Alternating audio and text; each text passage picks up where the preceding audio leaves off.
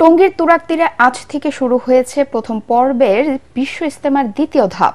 ফজরের নামাজের পর আম বয়ানের মধ্য দিয়ে আনুষ্ঠানিকতা শুরু হয়েছে। কুরআন হাদিসের আলোকে গুরুত্বপূর্ণ বয়ান করছেন আলেম ওলামারা। প্রথম পর্বের প্রথম ধাপের 3 দিনের ইজতেমা শেষে মুসল্লিরা গতকালই ময়দান ছেড়েছেন। দ্বিতীয় ধাপের ইজতেমায় অংশ নিতে সন্ধ্যা থেকেই মাঠে আসছেন ধর্মপ্রাণ মুসল্লিরা। তাবলিগ জামাত বাংলাদেশের শুরাই নেজাম মিডিয়া সমন্বয়ক হাবিবুল্লাহ রায়হান জানান, মাঠ এখন দ্বিতীয় ধাপে অংশগ্রহণকারীদের জন্য পুরোপুরি প্রস্তুত। এই ধাপে যাত্রাবাড়ী, কেরানীগঞ্জ, মোহাম্মদপুর, মুন্সিগঞ্জ, জামালপুর, মানিকগঞ্জ, জয়পুরহাট, সিলেট, সিরাজগঞ্জ, মেহেরপুর, টাঙ্গাইল, পাবনা, নরসিংদী, কিশোরগঞ্জ, কক্সবাজার, নোয়াখালী, গোপালগঞ্জ, ঝালকাঠি, বরগুনা, মাদারীপুর, শরীয়তপুর, খাগড়াছড়ি সহ 22 জেলার তাবলিগের সাথীরা অংশ নিচ্ছেন।